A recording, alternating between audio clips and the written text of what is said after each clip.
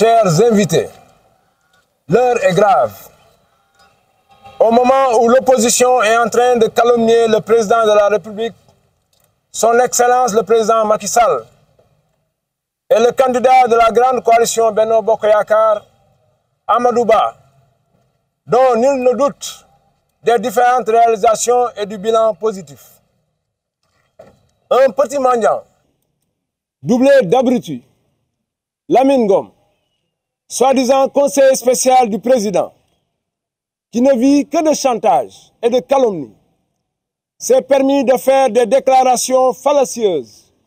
lâches et malhonnêtes, à l'encontre du président de notre parti, Mamadou Lamine Massaly, dont le seul tort est d'être proche des populations thiessoises et d'être sensible à leurs légitimes préoccupations. Vous l'avez tous constaté vous-même. En réalité, le président de l'UNR est connu de tous pour sa franchise et son engagement, sa détermination sans faille à combattre cette opposition terroriste, qui a fini de rendre amorphes la plupart des leaders de Benno Bokk Yakaar et en particulier de l'APR. Sans vouloir verser dans des polémiques stériles, il nous faut souligner que le peuple sénégalais est témoin de la participation de Mamadou Lamine Massaly à toutes les batailles pour défendre les institutions de la République et la vision du président Macky Sall, incarnée aujourd'hui par le Premier ministre Amadou Ba. Cela, surtout, pendant les moments où ceux qui se targuent d'être des compagnons de première heure étaient cachés dans leurs trous pour défendre leurs biens. Fidèle et loyal au président Macky Sall, M. Massaly a réitéré il y a quelques jours son engagement à soutenir la candidature de M. Amadou Ba pour le réélire dès le premier tour le 25 février 2024. Avec plus de 2000 parrainages remis. Toujours dans ce même sillage, l'UNR a lancé dans la région de Thiès le programme Un week-end, un quartier, auquel les populations thiessoises ont massivement adhéré, qui se veut des moments de communion avec la base. Et pour accompagner ce programme, le président Massaly, dans un élan de solidarité habituel, a mis à la disposition des femmes de Thiès un montant de 200 millions de francs CFA pour les soutenir dans la mise en œuvre de leur projet. Sans parler du soutien apporté aux jeunes dans le cadre de leurs activités sportives et j'en passe. Tout cela, évidemment, ne pouvait laisser certains responsables de Benno Bokk Yakaar de la région indifférents. Surtout après leur échec lamentable survenu lors de la visite du Premier ministre, durant lequel des jeunes, après avoir encaissé leur billet de banque, ont hué et scandé des noms d'opposants au passage du cortège du Premier ministre. Aujourd'hui, chers invités, l'heure est à la mobilisation et à la solidarité. Comme l'a si bien compris l'homme fort de Thiès, qui ne ménage aucun effort pour faciliter le ralliement des membres de l'opposition à Thiès comme dans le reste du Sénégal. C'est fort de tout cela que nous voulons dire à cet aigri de Lamine Ngom que M. Mamadou Lamine Massaly n'est pas son alter ego. Enfin, nous appelons tous au sens de la retenue et de la responsabilité pour que nous puissions ensemble relever les défis à venir pour l'intérêt des Thiessois et des Thiessoises. Je vous remercie de votre aimable attention. Gérard Naland, responsable chargé de la communication. Asalaamaaleykum mbokk yi ñu ngi nuyu ku ci nekk sa tur ak sa sant. Le nom c'est Ousseynou Malado Sène, je suis le responsable des jeunes de l'UNR. Yaakaar naa tey li ñu fi dajale lu am solo la parce que Benno Bokk Yakaar loof na loof boo xam ne Thiès néew na néew doole boo xam ne Thiès am na ñoo xam ne que waroon nañoo tal leneen lu dul ñëw di attaquer suñu président di monsieur Mouhamadou Lamine Massaly. yaakaar naa nit kooku nga xam ne que dafa salte xol bi bon ñu koy woowee Lamine Ngom nga xam ne que tekkiwul dara fi mu dëkk di Daaru Salaam waroon na tal leneen lu dul di attaquer suñu président de parti muy Mamadou Lamine Massaly. Ce fou clinique doublé d'homosexuel politique kooku yaakaar naa kenn waratu koo seetaan muy wax lu ñaaw di ko jël di ko teg ci leader yi nga xam ne que ñu ngi xeex guddeeg bëccëg pour la bonne marche de la coalition Benno Bokk Yaakaar ici à Thiès. ci ay waxam dégg nañu mu ne président Massaly profitard la yaakaar naa président Massaly le 30 novembre 2022 la dugg ci coalition Benno Bokk Yaakaar te bu mu ci duggee ba tey salaire PCA am mosu cee lekk 1 franc lépp da koy sociale séddoo koog militants yi nga xam ni que ñoom ñooy ànd ak di liggéey sur le terrain. politique gu Thiès nag dafa neex nit ñi dañuy nekk sur le terrain di liggéey nit ñi nekk sur le terrain di jàppale jeunes yi di jàppale jigéen yi di jàppale association sportive yi di jàppale femmes yi nga gis ñoo xam ni que tekkiwuñu dara di wër di attaquer ñooñu pour seen propre intérêt. Lamine Ngom nag dafa nekk nit koo xam ne que dañ ko xam parce que nit ku fasante woon kóllëre ak le président Lamine Massaly waaye tey bi nga xam ne que gisatu fa intérêt di woo président Massaly di ko chantage président Massaly bañ ko jël téléphone ci loolu la sukkandiku ba jóg léegi ne day yàq président Massaly di ko yàq ci askanu Thiès bëgg ko saltel deram ci kanamu son excellence Macky Sall mais yaakaar naa ça c'est peine perdue parce que président Massaly li muy liggéey Thiès nekkul lu ñuy naatable image yaa ngi fi renseignements généraux yaa ngi fi yaakaar naa ku jël 2244 parrainages jébbal ko en moins d'une semaine yaakaar naa kooku bokkul ak koo xam ni que mënagoo sax génnee 100 parrainages sa quartier. Lamine Ngom nag tey la mën a taxaw mu ne day xeexal coalition Benno Bokk Yaakaar élection locale yi nga xam ni que moom lañ fi weesu liste parallèle la ubbi di xeex coalition Benno Bokk Yaakaar di xeex Ablaye Dieye mi nga xam ne que moom la àndal tey di politique yaakaar naa Ablaye Dieye bu ñu demee ba ci kanam tuuti bu gisee visage yu kaymaaw nit ku bon kooku dina jël ay responsabilités am dàq ko ci sigi jot na bi. financement 200 millions yi nag waa ji dafa yàkkamtee wax lu dul dëgg yàkkamtee kàcc yàkkamtee fen ak saltel der moo tax mu ne financement yooyu gisu ko ci jeunesse bi. président Massaly ñëpp xam nañ ni que ci programme am un week-end un quartier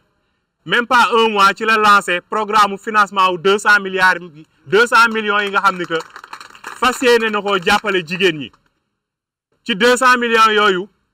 nekkul gul loo xam ni que commencé nañ ko joxe mais commencé nañu organiser femmes yi di tijju compte yi di mobiliser femmes yi di leen jàppale pour éventuellement bu ñu leen accompagner ba pare du ñu am benn jafe-jafe ci seen liggéey et je parle sous le contrôle du secrétaire général Pa Gueye mi nga xam ne mi ngi nii toog. yaakaar naa tey la neex rek nit ñi di wax événement Ousmane Sonko yi bi muy tar di metti Thiès Sénégal yëpp di tàkk Lamine Ngom ak ay moromam dañoo daw làqatu ji ñiy dem ci hôtel yi nekk fa ak diriyanke yi bàyyi le président Massaly ak jàmbaar yi nekk ñu mel ni moom nekk fii di xeexal coalition Benno Bokk Yaakaar. looloo tax tey Thiès tàkkul looloo tax Thiès boyul ba Thiès garder sérénité am ci événement yi nga xam ni que la jëloon na Sénégal te nit ku lugubre kooku jiite woon ko ñu koy woowee Ousmane Sonko. Lamine Ngom nag nit ku bon la ci melo parce que Ablaye Dieye mi muy àndal mobilisation bi nga xam ni que Ablaye Dieye def na ko ci arrivé PM récemment fii ci Thiès Lamine Ngom bokk na ci ñi saboter mobilisation boobu parce que Ablaye Dieye bi mu jógee di mobiliser Lamine Ngom dafa bokk ñi nga xam ne ñoom ñoo wër ci ginnaaw ne jeunes yi bu leen ko dem wuyu ji parce que lu mu leen di woo ay nax la parce que yeneen kaar la ñu gis ñuy jógee ci yeneen communes yi di ñëw fii mi ngi ànd ak nit ki di Ablaye Dieye mais yéenewu ko jàmm. Et nous appelons solennellement le président de la République à prendre ses responsabilités sur cette personne lugubre qui est Lamine Ngom. Poste de conseil spécial bi ñu ko fal sax mérito wu ko parce que ñëpp xam nañ ni que président Macky Sall ak le candidat potentiel Amadou Ba unification la ñu woote pour remporter les élections dès les premiers tours. yaakaar naa boo nekkee ministre conseiller war nga tal leneen lu dul nekk fii di xaajale di féewale responsable politique yi nga xam ne que ñi ngi xeex guddeeg bëccëg di jël seen alal di ko bokk ak askan wi yow instant yow yaa ngi jël say salaire rek say lépp di ko caaxaane bu dee moom mos na financer benn groupement féminin wala mos na financer ay jeunes na génn wax ko te yaakaar naa 3 millions yi nga xam ne que joxe woon nañ ko ci parrainage yi jeunes yi nga xam ne que ñoom lañ ko boole woon liggéey ñu ngi koy laaj na génnee wax leen fan la dugal 3 millions yooyu yaakaar naa looloo ëpp solo te lii war na ni que rek président Massaly ci liggéey la nekk et je suis le témoin parce que je suis le responsable national des jeunes de l'UNR parrainage yi nga xam ne que collecté nañ ko fii commune Thiès Ouest amul benn jeune boo xam ni que wala benn militant wala partisan boo xam ni que jox nañ la 1000 francs wala 2000 francs wala 100 francs bu gën a tuuti pour nga parrainer coalition Benno Bokk Yaakaar yaakaar naa li tax nit ñi wóolu le président Massaly ba jël seen carte d'identité nga xam ne que dafa fort yaakaar naa loolu du ay caaxaan parce que jiw na leen ngor wan na leen ngor te wan na leen ni que dëgg ak jub rek la bëgg a ànd ak ñoom moo tax dafa am parrainage yi facilement leneen li ci topp rek mooy nous disons solennellement au président de la République son excellence Macky Sall que le sieur Lamine Ngom sera l'unique et le seul responsable de la défaite de la coalition Benno Bokk Yaakaar à Thiès à cause de ses fumisteries et de son ingratitude. Je pense que cet homme c'est un homosexuel politique boo xam ni que fu mu gisee intérêt dem fu su giseetul intérêt tourné di xasaka saaga ak jéebaani ñi nga xam ne que ñoom la àndaloon. président Massaly day nitu sutura di nitu jàmm di nit koo xam ne que nit ku am yërmande la mais bu taxawoon fii ci kanamu micro yi wax fi nga xam ni que moom la jaar ak waajooju ñuy woowee Lamine Ngom yaakaar naa ñu bëri dinañ jël seen loxo dar ko seen gémmiñ parce que yaakaar naa nit foo ànd ak moom ci yenn yi ngeen xeex ci yenn yi mu yàgg laa taxaw fu nekk war ngaa rus lu ñaaw jël ko di ko teg ci kanamam war ngaa rus lu ñaaw jël ko di ko teg ci deram pour nit ñi bañ ko mais président Massaly nag yàlla da koo baaxal li tax yàlla baaxal ko mooy nekkul ci ay caaxaan ci liggéey la nekk yaakaar naa ONFP bi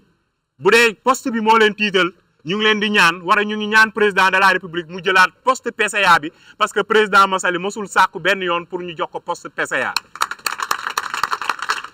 te desem ci coalition Benno Bokk Yaakaar ñun ñii di jeune nekk ci UNR yàgg nañ ko wax bàyyil coalition Benno Bokk Yaakaar parce que 98% des responsables politiques de la coalition Benno Bokk Yaakaar ñi nga xam ne ñu ngi Thiès ay jaam lañu parce que nit ki mënoo ànd ak moom ba pare topp di ko xeex topp di ko galgal parce que lu tax ci liggéey rek la nekk et son seul tort liñ ko meree mooy lu mu wàcc sur le terrain di jàppale askan wi te ñoom ñu nekk ci ay caaxaan ngoon bi war a guddi gi ñu dem Kayor glace dafa lekk glace président Massaly talul lekk ay glace ñoom nañu wàcc ci base bi wax ak militants yi Lamine Ngom moomu nag Daaru Salaam bi mu dëkk sax mosu fa gagné benn bureau de vote waxuma la ak centre bi mais bu taxawee di attaqué Mbaye Dione ak président Massaly laakaar naa loolu ay caaxaan la président Massaly nag du ko tontu ñun ñuy tolloog moom dayo ñoo koy tontu te ku ko gis nu mu waxee wax naa ko sànq c'est un fou clinique moom saa yu waxee dañ ko waxloo bu dee ki koy waxloo nag am na fit ñeme na jël responsabilité am na ñëw jugg ci caaye président Massaly di ko tontu dina ko tontul boppam parce que yaakaar naa fulla ak fit ak fayda ak jom ci moom la fekk baax kàddu yi tey nag mënuñu ko woon bañ a rotal parce que on est des jeunes engagés pour la bonne marche de la coalition Benno Bokk Yaakaar ici à Thiès bu ñu gisee loo xam ni que mën na ko gàntal wala ñu gis ay nit ñoo xam ni que jóg nañu pour yàq ànd boobu dañuy taxaw ne leen arrêté leen parce que coalition Benno Bokk Yaakaar soxlawul loolu moo tax ñi ngi woo ñëpp ñu dalalaat xol yi te dalalaat xel yi te xam ni que nit saa yu jiitoo am na lu tax ñi jiitu ay caaxaan mayu leen ñu jiitu dañoo liggéey ñu jiitu képp ku bëgg a jiitu nag na nga liggéey désormais léegi ñun waa coalition Benno Bokk Yaakaar ñun jeunes yi nga xam ni que ñu ngi UNR nangootuñu kenn ngay taxaw di saaga wala ngay xas suñu président monsieur Mouhamadou Lamine Massaly képp ku ko defaat dinañu xeex ak yow bu jaree ñu dem prison jël suñu responsabilité